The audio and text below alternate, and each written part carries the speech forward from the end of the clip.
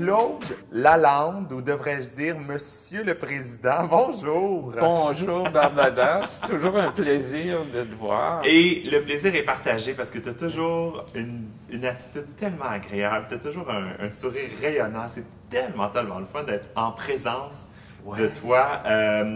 J'aimerais qu'on parle de ton implication auprès de Maison Plein Cœur, mais d'abord et avant tout, on va parler de toi en tant que personne vivant avec le VIH. N'est-ce pas? Tu as été diagnostiqué en 1996.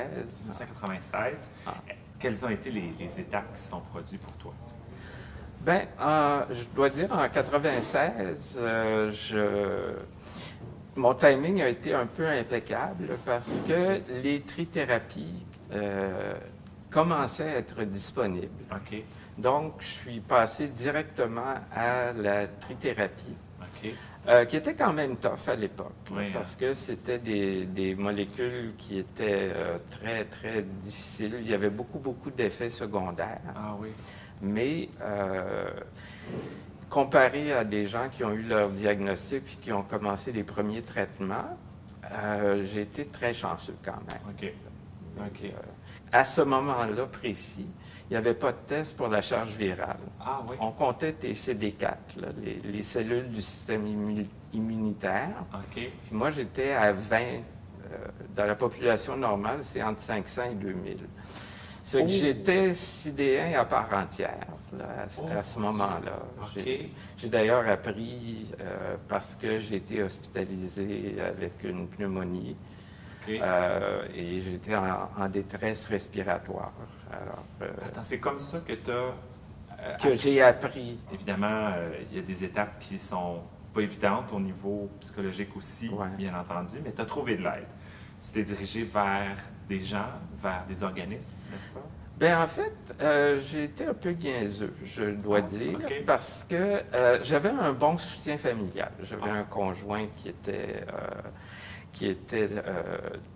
très présent, puis qui m'a soutenu. Lui-même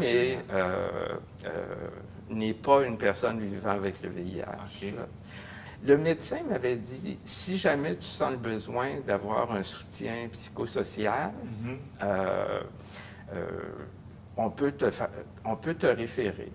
Ça s'est arrêté là. Puis moi, j'avais peut-être un petit peu le syndrome Superman, c'est-à-dire que je pouvais me débrouiller par moi-même et j'étais fait fort alors.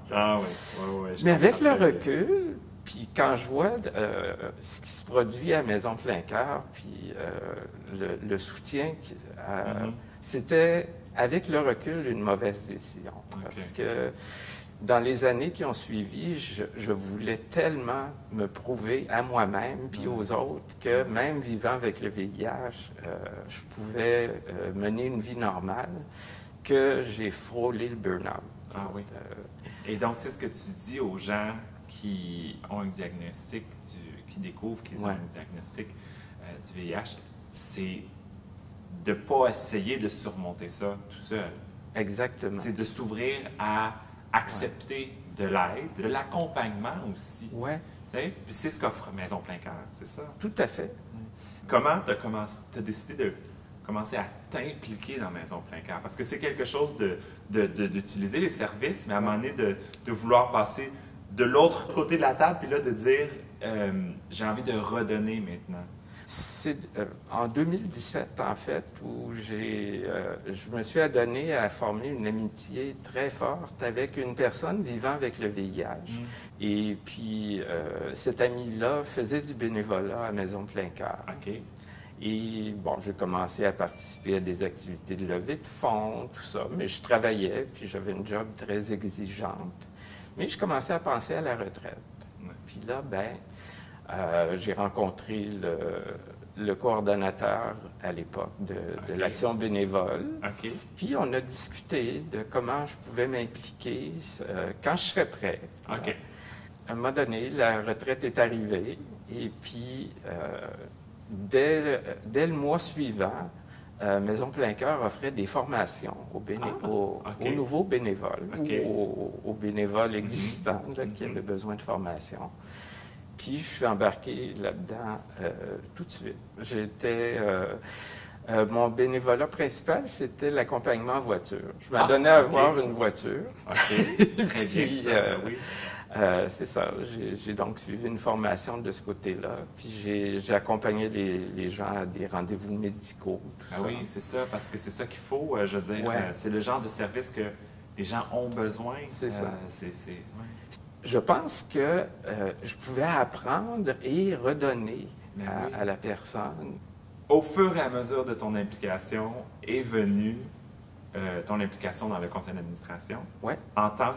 Au départ, en tant que... Au départ, j'étais en tant qu'administrateur jusqu'à la première séance où on m'a assigné, on m'a demandé, là, Oui, puis j'ai évidemment. dit oui, le rôle de secrétaire. OK. Oui. OK. Ce Comme qui, je j'avais pense fait- que te va bien, d'ailleurs, n'est-ce Oui, pas? oui, Parce ça, que, ça va. En 36 ans à McGill, j'ai fait, je dirais, la moitié de ce temps-là des procès-verbaux de comité. là. ça Fait te que, parle. Tu oui, oui. connais. Voilà. Mais disons que c'est pas mon activité préférée, faire des procès-verbaux. Ah, on s'entend. On non, s'entend. se le dit. C'est pas- Tu as le pas verbe excitant. facile, par contre. Donc, Oui, oui.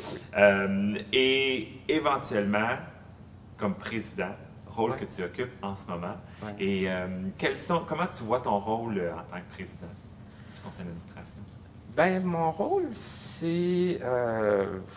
il y a plusieurs facettes, parce que techniquement, je suis la personne qui est au premier plan la liaison avec l'équipe de travail, OK. donc via le directeur général. Mais je pense aussi que j'ai un rôle puis je l'ai senti dans la dernière année, dans mettre mon empreinte sur la culture de l'organisation. OK.